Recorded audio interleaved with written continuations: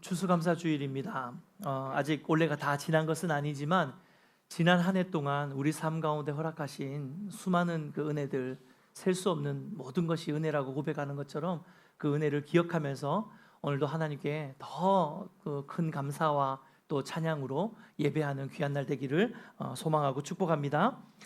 말씀드린 것처럼 예배인 교회는 매 추수감사절마다 저희가 개척하고 나서 그 첫 해부터 저희가 추수감사절 예배를 이렇게 드렸거든요.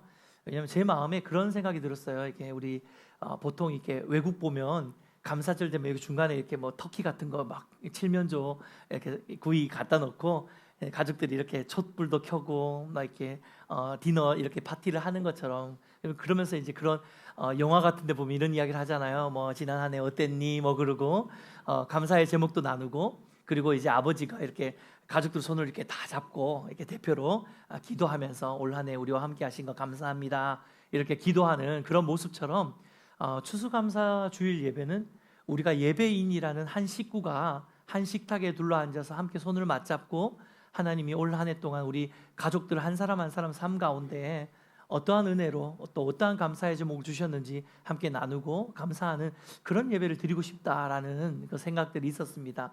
그래서 Come Thanksgiving Table이라는 주제로 함께 식탁에 모여서 같이 이렇게 나누는 그런 예배를 드리려고 하는데요. 오늘은 특별히 또 새로운 우리 성전에서 드리는 추수감사절 첫 예배인데 또 어떻습니까? 분위기가 좀 좋습니까? 네. 결혼식 한 번 더 해도 되겠죠? 네. 그래서 저희가 이 토요일에 이렇게 저희가 꾸미고 이렇게 성도님들 생각하면서 테이블을 준비하고 하면서 정말 이 예배가 하나님께 온전한 감사의 예배로 올려드려지고 또 우리 예배인 식구들이 더 하나가 되고 행복한 시간이 되었으면 좋겠다, 이런 마음으로 함께 세팅해 보았습니다. 감사에 대한 이야기를 하면 저 안에 떠오르는 한 사람이 있습니다. 그 사람은 바로 헬렌 켈러입니다. 아마 많이들 아시고 들어보셨을 겁니다. 태어나서 생후 19개월에 죽을 뻔한 큰 병을 얻게 되고요. 이 병의 후유증으로 인해서 시각과 청각 이중 장애를 얻게 된 안타까운 사연의 주인공이지만, 결국은 그 선생님이었던 설리번의 아주 뜨거운 헌신으로 인해서 이중 장애를 가지고 있는 장애인으로서는 최초로, 전 세계 최초로 대학 학위를 이수하게 되고 졸업을 하고, 이후에 뭐 인권 운동가라든지 여러 가지 사회적으로 다방면으로 활발하게 활동했던 아주 많은 사람들에게 존경받는 세계적인 인물이죠. 그런 헬렌 켈러가 쓴 자서전 사흘만 볼 수 있다면 이라는 책에서 헬렌 켈러는 이런 고백을 합니다. 나는 평생 눈을 감고 있어도 눈뜬 사람이 보지 못하는 하나님을 볼 수 있습니다. 하나님 감사합니다. 헬렌 켈러의 이 고백은 우리에게 감사가 무엇인지에 대한 굉장히 많은 생각을 하게 합니다. 사랑하는 여러분, 그동안 우리는 어떠한 감사를 했습니까? 우리가 해왔던 감사는 어떠했습니까? 많은 경우 우리의 감사를 돌아보면요, 우리의 감사들은 대개의 경우는 우리 삶 가운데 하나님께서 이루어 주신 어떠한 것들로 인한 감사들이 많았을 것입니다. 다른 이야기로 하자면 상황과 환경에 따른 감사가 대부분이었다는 거죠. 예를 들어 누군가에게 요즘 뭐 집사님 요즘 좀 어떠십니까? 뭐 별일 없으십니까? 요즘 감사한 일이 뭔가요? 라고 물었을 때 혹시 이렇게 이야기하시는 분들이 있을 수 있어요. 목사님 요즘 제가 너무 힘들어가 사실 뭘 감사해야 될지 모르겠어요 라고 하는 그런 대답을 종종 들을 때가 있는데요. 이 대답이 무엇을 보여주냐면 결국 우리의 감사가 많은 경우에는 내가 가진 것, 또 내가 처한 상황과 환경에 의해서 결정되는 감사인 경우가 굉장히 많다는 것을 의미하는 것이죠. 물론 누구나 할 것 없이 우리 삶 가운데 좋은 일들이 일어나고 좋은 것들이 얻어질 때에 우리는 그렇지 않은 경우보다 훨씬 더 감사하기가 쉬운 것이 사실입니다. 하지만 이러한 감사는 세상 사람들도 동일하게 할 수 있는 감사거든요. 결국 그리스도인의 감사는 저는 좀 달라야 한다고 생각합니다. 그리스도인의 감사는 상황과 환경의 어떠함에 의해서 일어나는 자연 발생적인 반응이 아니라 하나님을 믿는 믿음에서 나오는 태도여야 합니다.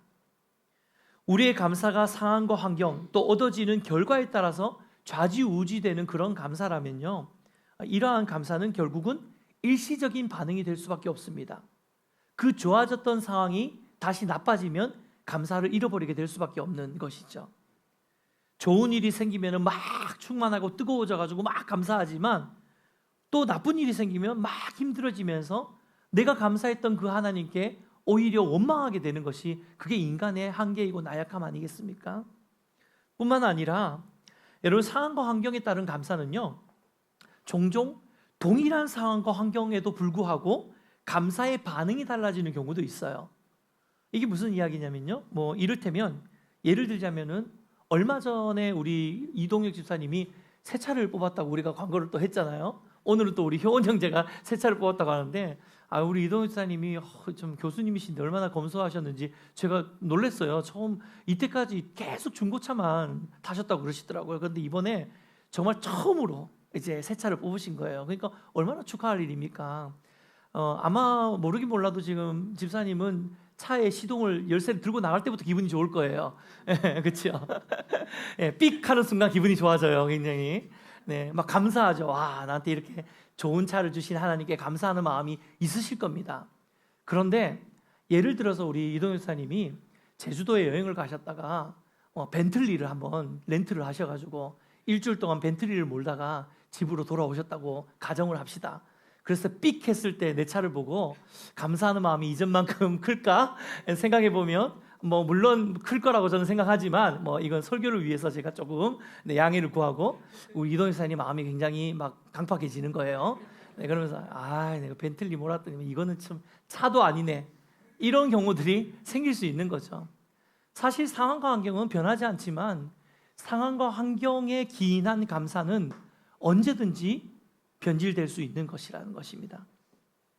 내게 감사의 제목이었던 무언가가 어느 순간 하나도 변하지 않았지만 불평의 제목이 될 수도 있는 그런 일들이 우리 삶에는 비일비재하게 일어날 수 있는 것이죠. 상황과 환경에 의한 감사는 언제든지 변할 수 있다는 것입니다. 따라서 우리의 감사는 조금 더 본질적인 감사가 되어야 합니다. 그러기 위해서 우리가 해야 되는 감사는요, 상황과 환경에 따른 반응으로서의 감사가 아니라 어떠한 상황 속에서도 나와 함께 하시고 내 삶의 인도자 되시고 주관자 되시는 하나님을 향한 우리의 믿음의 태도로서의 감사가 되어야 한다는 것입니다. 변하지 않는 일관되게 하나님을 바라보며 감사하는 그 태도로서의 감사가 저와 여러분 삶 가운데 회복되어야 한다는 것이죠. 오늘 우리가 읽은 본문 말씀은 우리가 이 찬양의 가사로도 잘 알고 있는 하박국 선지자의 고백입니다. 막 박수치면서 많이 불렀잖아요. 무화과 나무 잎이 마르고 포도 열매가 없어도 난 여호와로 즐거워하리 하면서 우리가 얼마나 많이 불렀던 찬양입니까?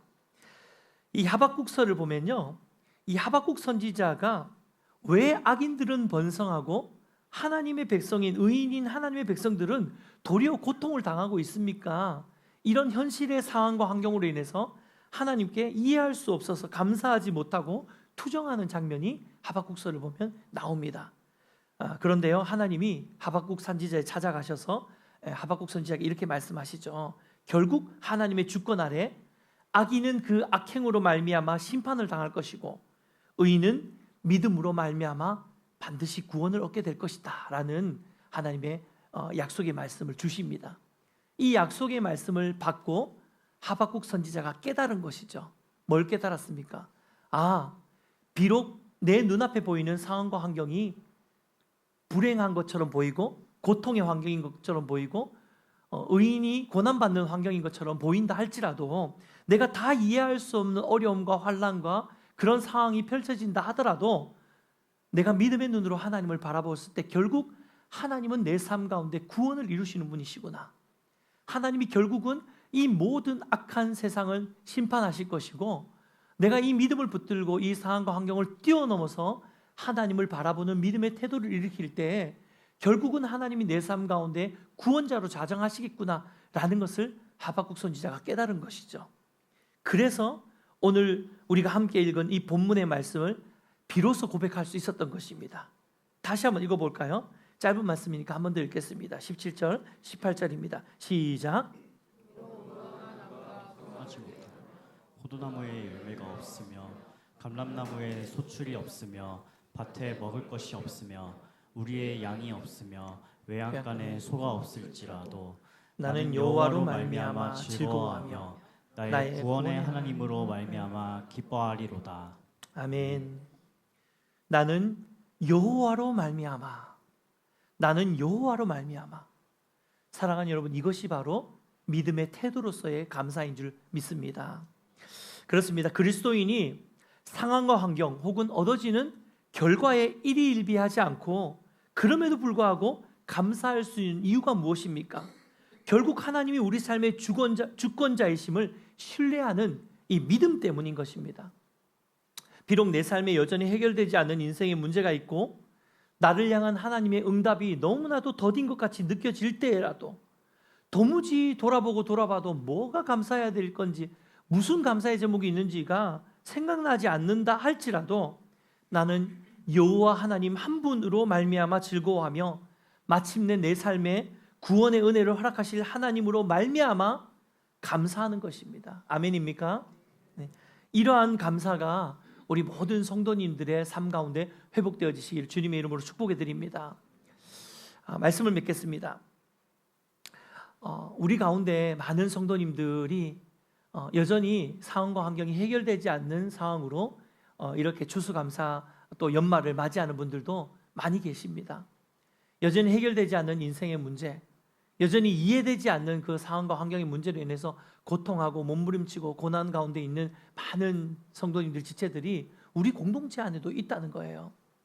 그런데 이러한 상황 속에서도 우리의 감사는 상황에 흔들리는 반응이 아니라 하나님을 신뢰하는 믿음의 태도로 하나님께 올려져야 되는 줄 믿습니다.